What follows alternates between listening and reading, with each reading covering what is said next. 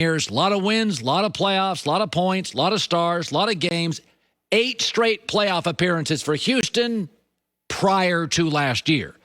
Houston is where stars historically have gone in free agency. Players like playing in Houston.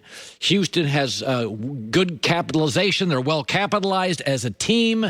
They are rebuilding now, which everybody has a right to rebuild. Lakers went through a 5-year rebuild. Rockets certainly deserve 3 or 4 years to rebuild.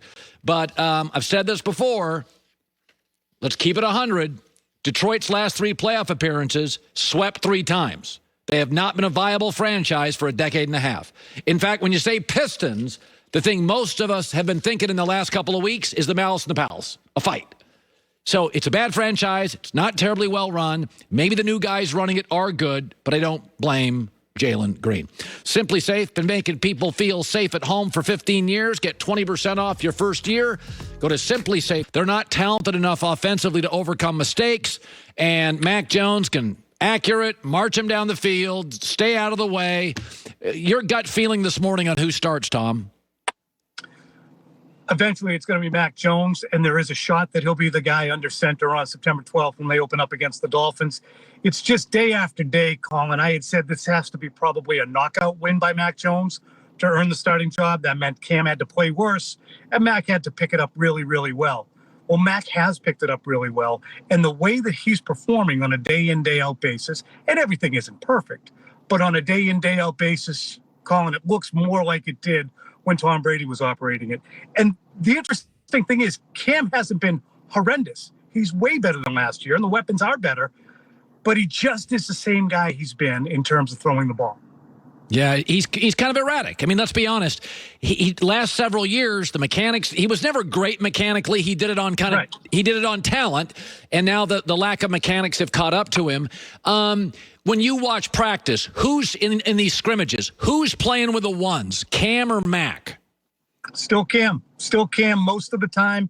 Mac will get shared reps with the offensive line. He will be out there with the ones in terms of the better guys at the skill positions, but Mac is still the first guy up. And I think, Colin, that's very much the pecking order and succession plan that Bill Belichick would have in place. Old Navy guy, he wants it to be earned, especially by a young guy. You know, it's interesting because in Cleveland, you got Baker Mayfield, and then kind of a poor man's Baker is Case Keenum. They literally make sense. Cam and Mac are totally different styles, and I'm like, you got to pick a lane on this stuff. Is it possible at the trading deadline they'd go out and maybe move like a Cam and get somebody else because Cam's not Mac? Their styles don't even work. Well, that's a great observation, and that calls into question, okay, why is Cam here in the first place? Well, he's here because they wanted to create competition in 2020 because they thought Jarrett Stidham and Brian Hoyer needed it. Cam wins the job. They want to go into free agency, and they can't have a vacancy at quarterback. So they said, we could get Cam back here so we can start collecting talent. They do that, then they get the quarterback. So now it's like the shoe in your closet that doesn't have a mate.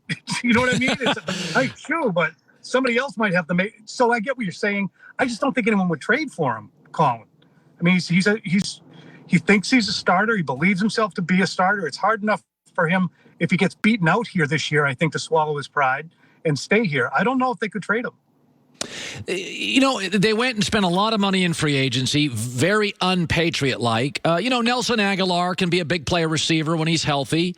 Their tight end situation was bleak. It's now got 2 guys that have been in the league that are talented. But Buffalo's better. Miami is very crisp. The Jets have a very competent GM and now have a defensive line that's as good as any in the division. In Boston, if you were to take a poll of 100 Patriot fans, what are realistic expectations now in a much better AFC East? Well, that's a good question. I think among Patriots fans, and I actually, I'm not a Patriots fan. I just watched the team and, been observing it for a long time. I think I'm in lockstep with them. This is going to be an 11 or 12 win team. What do I base that on? They went 7-9 with one of the worst rosters in the NFL last year. That was probably a 3-win team, roster-wise. No tight ends, no wideouts. So, Colin, if you look at the guys they added, Hunter Henry, Jonnu Smith, the defensive guys they're getting back off of opt-outs, and Matthew Judon and Kyle Van Noy,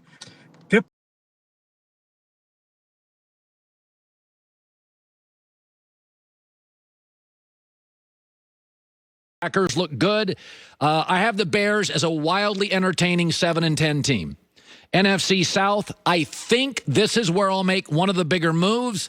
I will take 1 or 2 wins away from the Saints and give 1 or 2 to the Carolina Panthers. I think Carolina will score its way to a borderline playoff spot with Sam Darnold. Right now, the Saints taking away minimum 1 win, probably 2. A lot of noise down there is one of my moves. And the NFC West, I will absolutely eventually take a win away from the Rams. They don't have a number 1 back. Cam Akers' injury to me feels substantial. I just don't know. This division's the hardest. This is one I may change everybody. I may change a win or a loss on every team in that division. I got to watch the preseason. Hour 3, live in L.A. It's The Herd.